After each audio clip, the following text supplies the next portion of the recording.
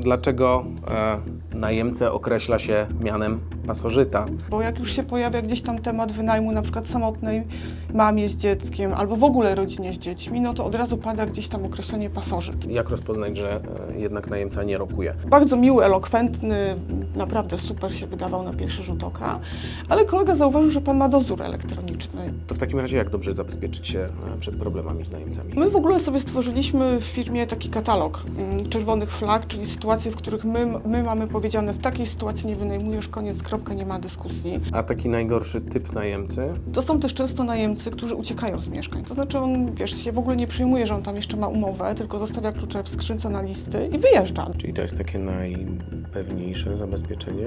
A co jest większym wyzwaniem? Singiel z kotem czy para z dwójką dzieci? A może się zdarzyć, że właściciel jest też pasożytem? Dzień dobry widzowie, z nami dzisiaj Anna Grybel-Kloc z firmy zarządzającej najmem Sim Property. Dzień dobry. Cześć, witam serdecznie. Dziś porozmawiamy sobie o tym, dlaczego najemcę określa się mianem pasożyta i czy sobie na to zasłużył i czy to w ogóle słuszne określenie, czy adekwatne. No i właśnie tu pierwsze to pytanie, że czasem na grupach tematycznych widzę to określenie, które pada może nie z ust, ale spod palców klawiatury właścicieli mieszkań.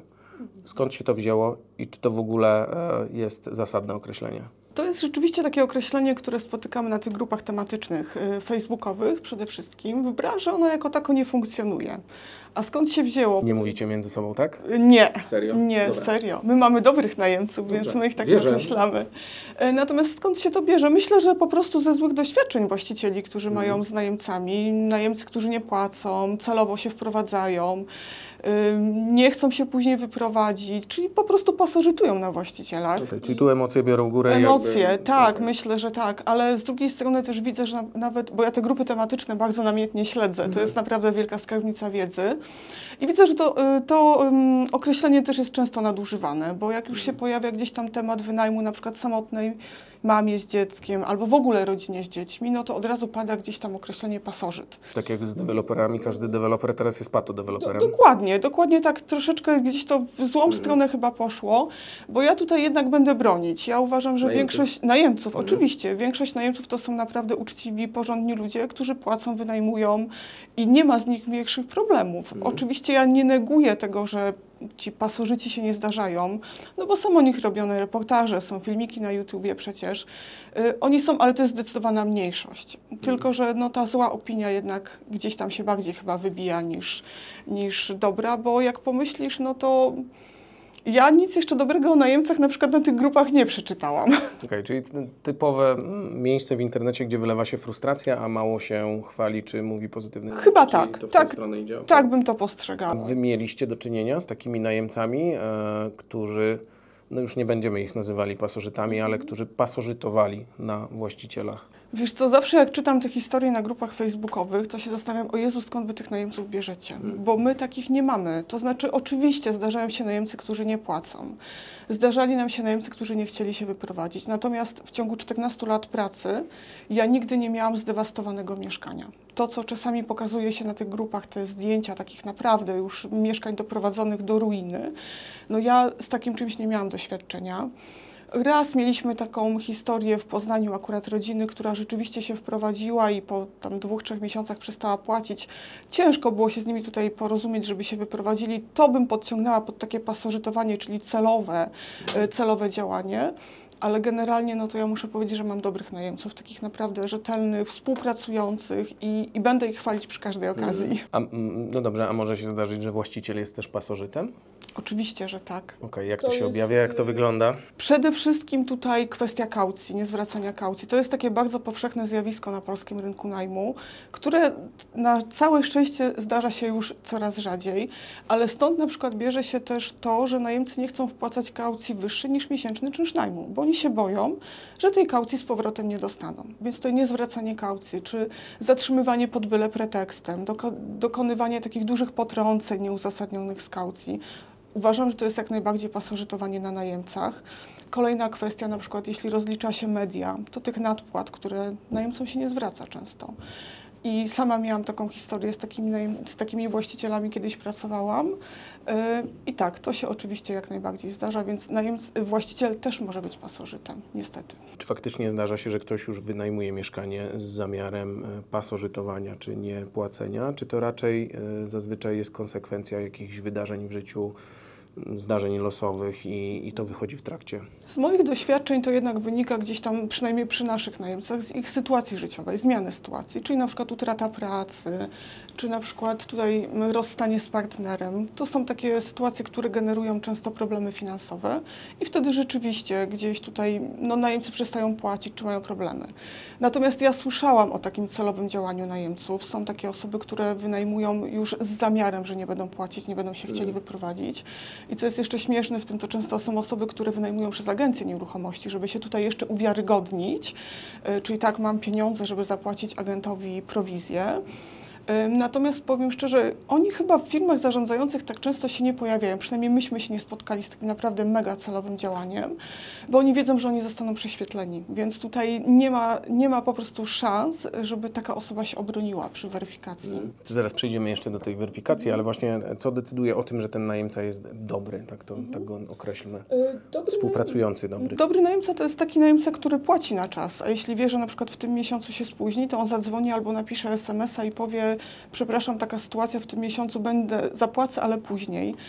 To jest oczywiście najemca, który dba też o mieszkanie, tak? Który utrzymuje porządek, czystość, wykonuje te drobne naprawy, które tutaj z ustawy na nim ciążą. To jest oczywiście też ten najemca współpracujący. To jest niezwykle ważne i bardzo taka przydatna cecha w najmie, jeśli się go obsługuje właśnie od A do Z, żeby ten najemca zgłaszał, że się coś z mieszkaniem dzieje, tu jest jakieś zalanie, tu jakaś usterka, to bym powiedziała, że to jest taki dobry najemca. Zgłasza te rzeczy, a nie czeka, aż sąsiad spod spodu zgłosi, że już mu kapie na głowę z tego mieszkania. Nie czeka na przykład, aż coś się rozpadnie, tak? Bo nie zostało naprawione, więc... A z czego to wynika, że boją się, że to im zostanie przypisane, ta usterka, że coś się rozpadło, coś się rozlatuje i oni będą musieli pokryć koszty? Myślę, że tak. Myślę, że po części tak, ale część jest też takich najemców, to wiem, że oni po prostu nie zwracają na to uwagi, nie?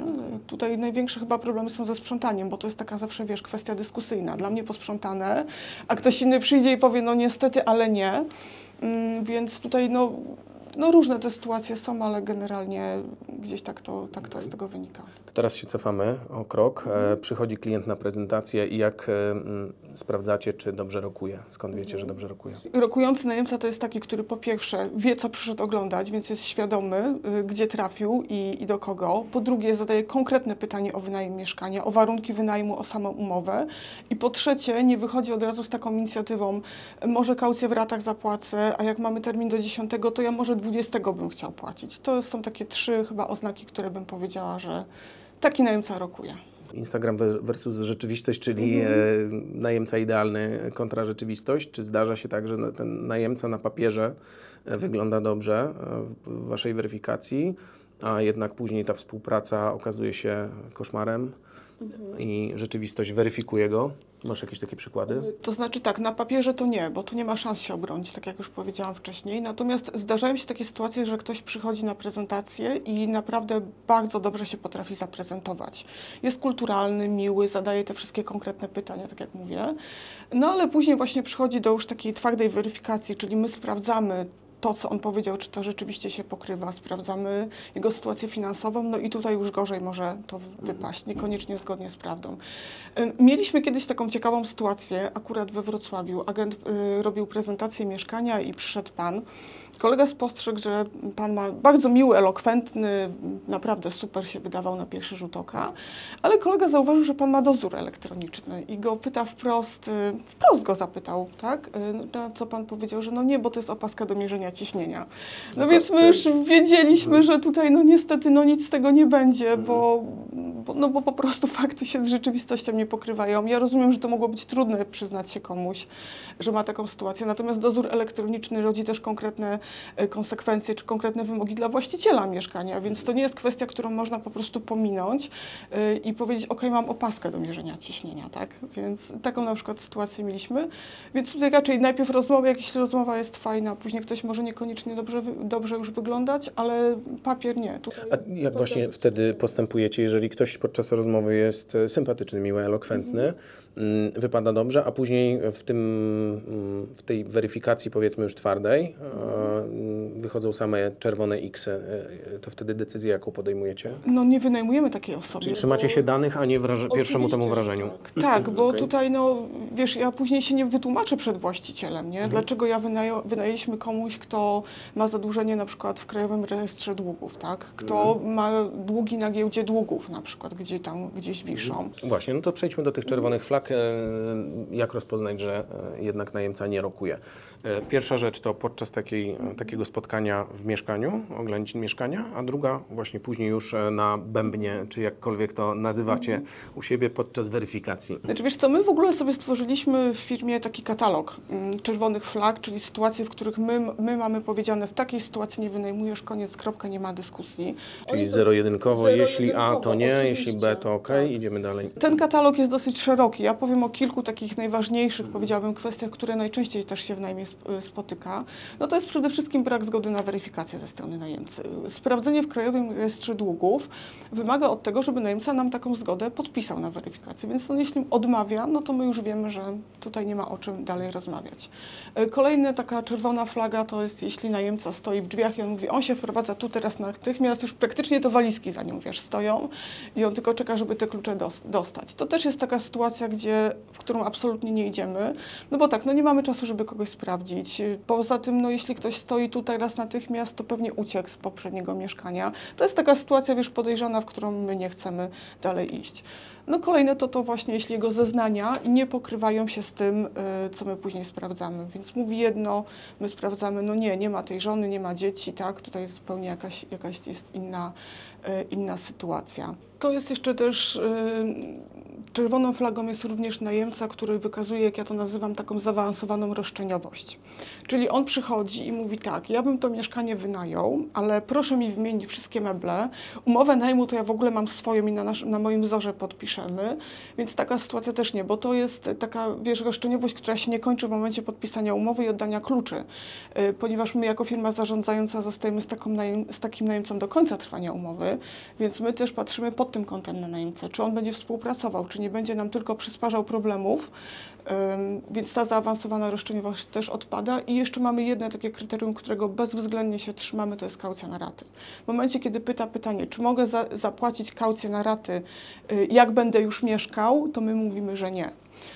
I to wynika też z tego, że kaucja jest standardowym zabezpieczeniem na polskim rynku najmu. Każdy, kto chce wynajmować, powinien być do tego przygotowany, więc tutaj też wyjątków nie robimy.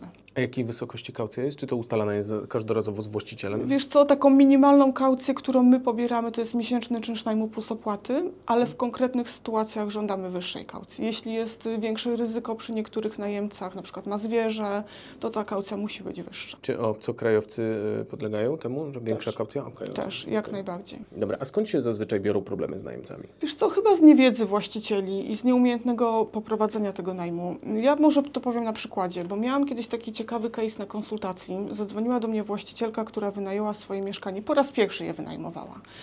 Wynajęła je młodemu chłopakowi, który jak się dowiedziała usamodzielniał się, wyprowadzał się od rodziców, chłopak miał działalność, był fotografem, więc teoretycznie zrobiła jakąś weryfikację. Umowę najmu przygotował jej prawnik, tak mi powiedziała, no więc niby spokojna głowa. Czy ten prawnik miał na nazwisko Google? Tego nie zapytałam, ale jeszcze o tym prawniku też kilka słów później powiem. No i co się okazało? Chłopak wpłacił kaucję, wprowadził się, no i był problem, bo trzeba było zapłacić pierwszy czynsz. Nie było go w terminie, nie było go 2 tygodnie po terminie. Pani do mnie dzwoni. Ja pytam się, no ale czy pani rozmawiała z tym najemcą? No tak, rozmawiałam, no ale tu się okazało, że chłopak w zasadzie nie pracuje. A skąd się dowiedziała? Bo w końcu, jak już dała mu te klucze, to sprawdziła, że ta jego działalność jest zawieszona. I to był pierwszy błąd, który ona zrobiła tak naprawdę, bo jeśli ktoś mówi, że ma działalność, to trzeba tą działalność sprawdzić. To jest naprawdę bardzo proste. Online wchodzimy tak i sprawdzamy. I gdyby wiedziała, że jest zawieszone, to już powinna jej się zapalić tutaj lampka, że no, ale skąd on będzie płacił, tak? Jeśli może pracuje, ale tych dochodów oficjalnie nie ma. Więc mogła tutaj albo się wycofać, albo na przykład poprosić rodziców o poręczenie dla takiej osoby, więc miałaby dodatkowe zabezpieczenie przy tym najmie. No, kolejny błąd, który zrobiła, to jest taki, że wpuściła pana tylko po wpłaceniu kaucji. My zwykle robimy tak, że to jest kaucja, pierwszy czynsz najmu. To są 2 co najmniej miesiące już zapłacone, 2 miesiące, gdzie właściciel może sobie opłaty pokryć, tak, do wspólnoty czy spółdzielni mieszkaniowej. Ona miała tutaj tylko gołą kaucję, to jeszcze bez opłat, czyli sam czynsz najmu.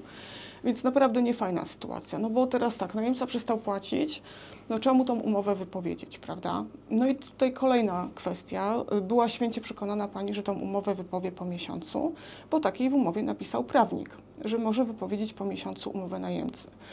Jak się później okazało, ten prawnik był prawnikiem od rozwodów, więc ja tutaj mówię, ja do prawników naprawdę nic nie mam, sama korzystam, polecam, ale jak już robicie coś z nieruchomościami, idźcie od prawnika, który się zna na nieruchomościach, a nie na rozwodach, więc tutaj no, pani została wprowadzona w błąd i no, była bardzo zdziwiona, kiedy jej powiedziałam, że no, musi te 3 pełne okresy rozliczeniowe odczekać, wysłać zamiar wypowiedzenia, dopiero wtedy wypowiedzieć umowę, to naprawdę bardzo się już w czasie mocno wtedy rozciąga. No i finalnie, co mogłam jej doradzić? No to, żeby próbowała tutaj z najemcą znaleźć jakieś porozumienie, żeby on jak najszybciej się wyprowadził, no bo to nie był rokujący najemca.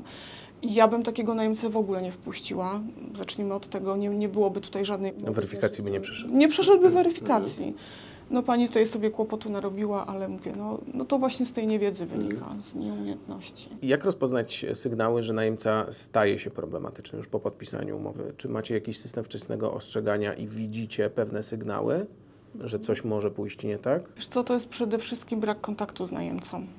W momencie, kiedy pojawiają się problemy, a najczęściej to są problemy z płatnościami, czyli on przestaje płacić na czas, jeśli do tej pory terminowo płacił, płaci z jakimiś opóźnieniami, płaci też często na przykład nie całą kwotę, tylko tak ratami jakby. To są pierwsze takie sygnały, że coś już się dzieje. Przy tym nie odbiera telefonów, nie odpisuje, gdzie wcześniej kontakt był dobry.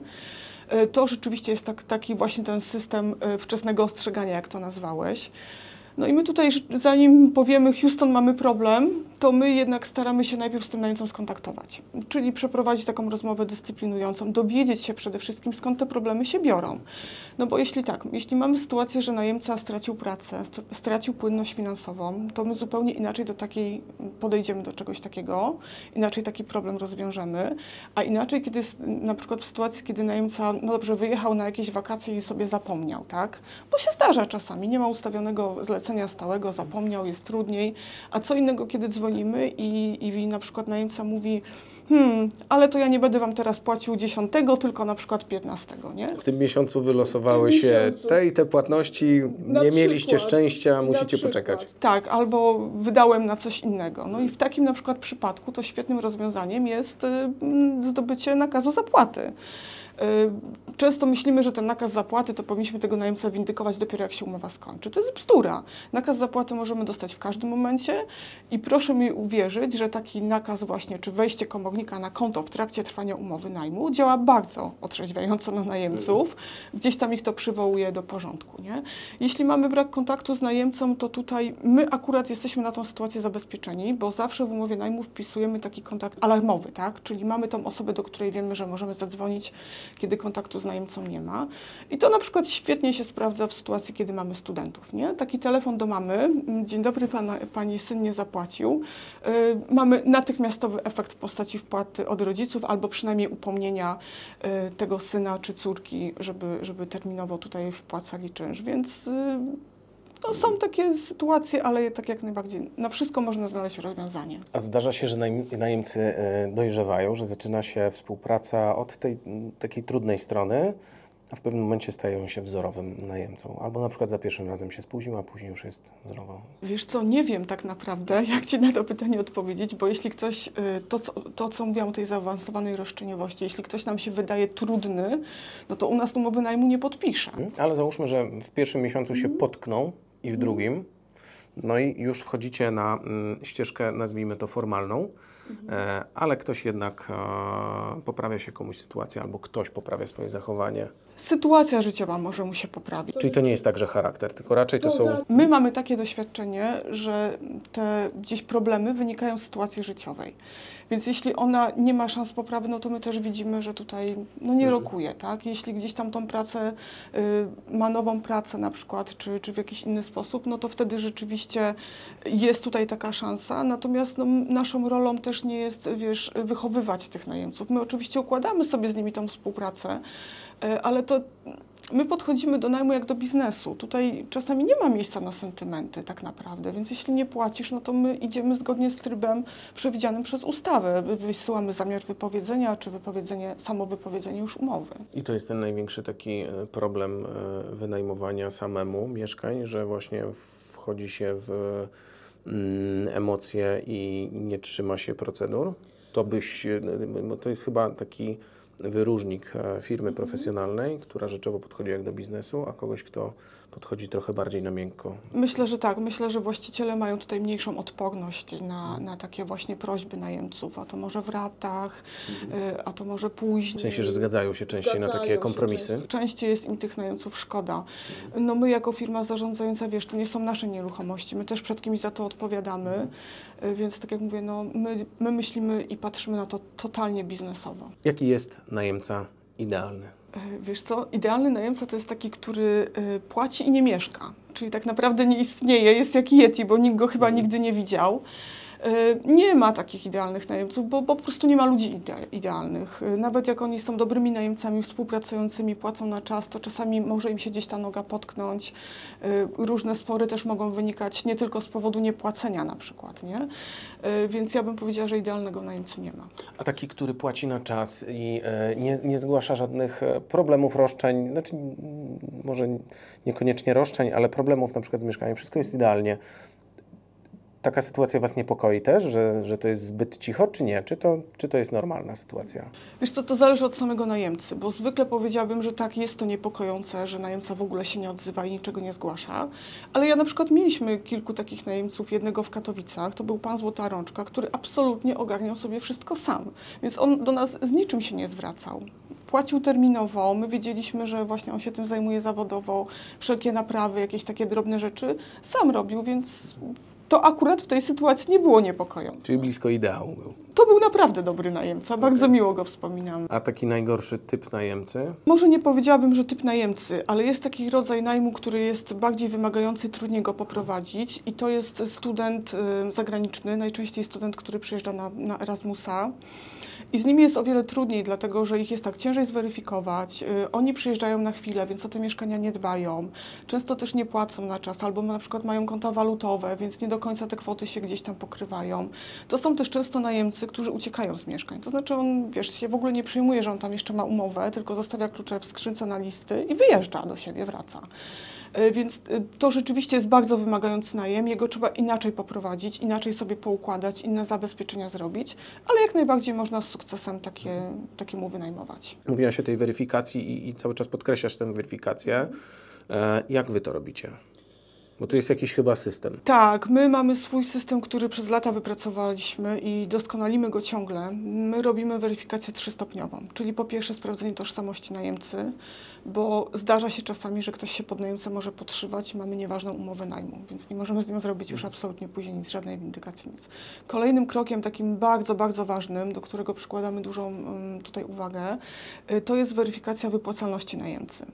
Ale nie tylko pytanie, ile zarabia, tylko my sprawdzamy, gdzie on pracuje, jakie są jego źródła dochodów. My sprawdzamy, czy on nie ma długów. Sprawdzamy na przykład w Krajowym Rejestrze Długów.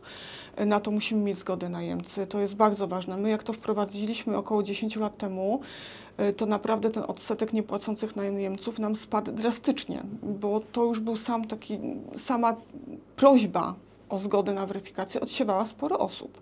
bo wiedzieli na przykład, że długi tutaj są jakieś. No i trzeci taki stopień to jest sprawdzenie, czy najemca jest jakoś specjalnie chroniony przez ustawę o ochronie praw lokatorów. No bo tutaj też my patrzymy pod kątem weryfikacji nie tylko na to, czy najemca jest wiarygodny, ale też my patrzymy, robimy tą weryfikację po to, żeby wiedzieć, czy musimy dodatkowo jakiś najem zabezpieczyć. I ten trzeci krok najczęściej nam też już właśnie dużo pokazuje, czy musimy dodatkowo jakieś środki tutaj zastosować, czy po prostu idziemy standardowym, klasycznym najmem. A jak właśnie weryfikujecie takiego najemcę? Gdzie go sprawdzacie oprócz KRD?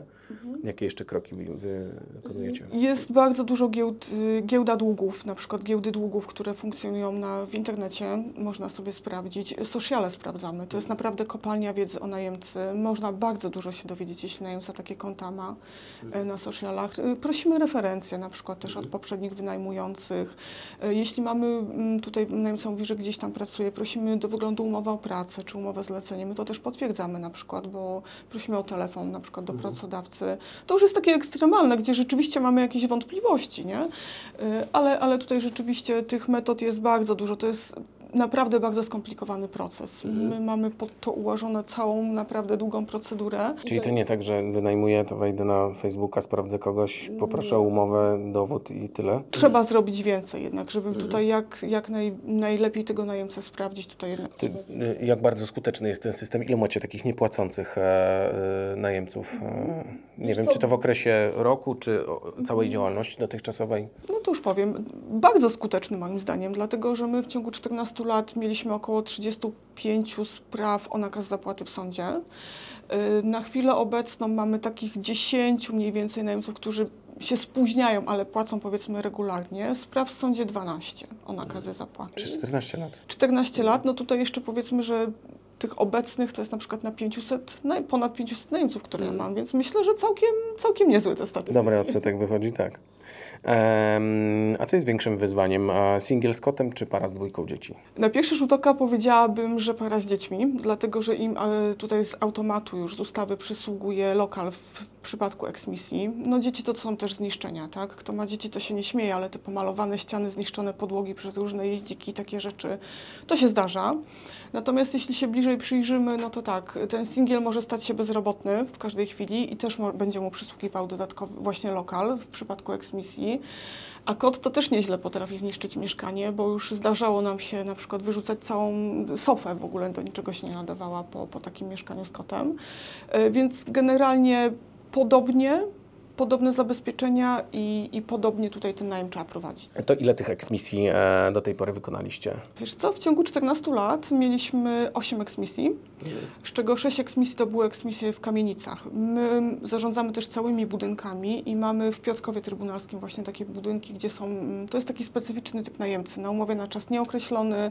To są ludzie, którzy mieszkają tam bardzo długo, przeważnie osoby starsze i to rzeczywiście są problematyczne już takie eksmisje, bo ci ludzie nie mają dokąd pójść. Oni najczęściej dostają lokal od miasta, no ale no, to zawsze jest jakiś problem, to są sentymenty tutaj, to są trudne sprawy, że tak powiem. Natomiast taki właśnie tutaj też w kamienicy mieliśmy bardzo, bardzo ciekawy case, gdzie pani komornik wyprowadziła nam najemcę, no ale jak się okazało, zostały koty. I żeby jeszcze było ciekawiej, tych kotów było 12. Więc tu był taki problem natury prawnej, bo pani komornik twierdziła, że to w ogóle jej to nie dotyczy, że to nie są rzeczy, schronisko nam mówi, że to są rzeczy, które pani komornik powinna się zająć. Więc my finalnie z tymi kotami zostaliśmy. Przez 2 tygodnie szukaliśmy im miejsca w schronisku. Siedzą w biurze, ty siedzisz Na szczęście nie. w biurze. Na szczęście nie. Udało nam się znaleźć schronisko, które te koty przygarnęło. Czyli wy musieliście się tym zająć, tak? Bo lokatorka zostawiła je? Tak, koty zostały porzucone i no wiesz, teoretycznie mogliśmy otworzyć drzwi, niech sobie koty idą, nie? No ale no to są zwierzęta jednak, tak? Więc przez 2 tygodnie je karmiliśmy, opiekowaliśmy się nimi, aż nie znaleźliśmy im schroniska, które by je przygarnęło. To była chyba taka najciekawsza eksmisja, którą mieliśmy. I obecnie też jesteśmy w trakcie eksmisji, też właśnie eksmisja z kamienicy, gdzie dostaliśmy nakaz eksmisji. Bardzo szybko się wystaraliśmy o lokal od miasta. Natomiast lokal pani nie pasuje, bo stwierdza, że jest za mały i gdzie ona tą komunię córce zrobi w tym roku. Więc takie sytuacje też się zdarzają, ale to jest akurat akurat sytuacja bardzo prostą, można ją rozwiązać, więc zmierzamy już ku finałowi. To w takim razie jak dobrze zabezpieczyć się przed problemami z najemcami? No, pierwszym krokiem to jest ta weryfikacja, o której już tyle dzisiaj mówiłam. To jest naprawdę bardzo, bardzo kluczowy etap w najmie. Kolejna sprawa, umowa najmu. Nie ma idealnej umowy najmu, która by zabezpieczała w 100%, ale to powinna być umowa najmu przygotowana pod konkretnego najemcę czy pod konkretny typ najmu. To jest bardzo ważne. I trzecia sprawa, zabezpieczenia umowy najmu, czyli my musimy po prostu zapewnić sobie narzędzia do tego, żeby pewne rzeczy z umowy wyegzekwować, czyli nie wiem, weksle na przykład, czy notarialne rygory poddania się egzekucji. Najem okazjonalny jest taką też formą zabezpieczenia. Ocena najemcy, no kaucja to już standardowo, tak, ale powiedziałabym, że takie właśnie 3 rzeczy, które decydują o tym. I to Wam daje te statystyki, o których mówiliśmy, tak? Na 2,5 tysiąca umów. Ile było tych eksmisji? 8 eksmisji. 8, okej. Najem okazjonalny faktycznie działa? To dobre zabezpieczenie? Czekałam na to pytanie. No bo dużo się o tym mówi. Jedni mówią, że nie jest skuteczne, że można wypowiedzieć taką umowę, w sensie anulować to u notariusza. Inni mówią, że to jest jedyne słuszne zabezpieczenie. Jak jest? To znaczy tak, z najmem okazjonalnym jest tak, że rzeczywiście osoba, która udziela zgody na przyjęcie najemcy w razie eksmisji, może tą zgodę wycofać. To jest tak. Natomiast wycofanie tej zgody nie rzutuje tak naprawdę na ważność całej umowy. Ta umowa jest nadal ważna, nadal można pójść z aktem poddania się egzekucji do sądu i dostanie się klauzulę wykonalności. No bo tutaj trzeba pamiętać, że sąd nie bada tego, czy to oświadczenie jest nadal ważne, czy nie. Na czym się właściciele tutaj wykładają? Wykładają się na tym, że nie zgłaszają umowy do Urzędu Skarbowego. A to zaświadczenie, że się umowę zgłosiło, trzeba dostarczyć, żeby dostać tutaj klauzulę wykonalności do aktu poddania się egzekucji przez najemcę. Więc my dostaniemy klauzulę wykonalności. Pytanie tylko, czy tą eksmisję przeprowadzimy. I tutaj już dużo zależy od komornika. Tak? Bo jest komornik, który nie będzie sprawdzał, czy ten adres jest dalej ważny czy nie, po prostu najemca tam wyprowadzi. Tutaj też trzeba pamiętać o tym, że komornik też ma możliwość na przykład zrobienia eksmisji do noclegowni czy schroniska, w takim wypadku, gdyby na przykład adres się okazał nieważny. I to zadziała. No problem jedynie będzie rzeczywiście z osobami małoletnimi na przykład, bo ja sobie nie wyobrażam, żeby komornik na przykład dzieci do noclegowni czy do schroniska eksmitował i to rzeczywiście może być problematyczne. Więc tak, najem okazjonalny działa. Trzeba tylko go umiejętnie zrobić. To jest najem bardzo sformalizowany, więc tych wszystkich procedur trzeba dopełnić, żeby później móc go wyegzekwować. I tu jeszcze o jednej ważnej rzeczy, jeśli mogę przy okazji najmu okazjonalnego chciałam powiedzieć, bo my zawsze mówimy, że najem okazjonalny to jest szybsza eksmisja, tak? Czyli mamy te 2-3 miesiące, a nie 1,5–2 lata. I to jest okej, ale najem okazjonalny daje nam też dużo różnych innych możliwości. To są możliwość modyfikowania niektórych zapisów w samej umowie najmu i wyłączenie pewnych zapisów z ustawy o ochronie praw lokatorów, jak chociażby wypowiedzenia umowy najmu, tak? Czy generalnie tutaj też możemy wyłączyć tą bardzo kontrowersyjną kwestię normalnego użytkowania przez najemcę. Więc to też jest bardzo ważne i bardzo istotne. To jest też dużą korzyść, która taka umowa najmu okazjonalnego daje. Czyli to jest takie najpewniejsze zabezpieczenie? Pewniejszy jest tylko najem instytucjonalny, bo tutaj w ogóle kwestii tego adresu nie poruszamy. Najemca adresu nie wskazuje, natomiast on nie jest dla każdego, bo trzeba prowadzić działalność gospodarczą w zakresie tutaj wynajmu lokali, żeby z tego najmu instytucjonalnego skorzystać. Okej.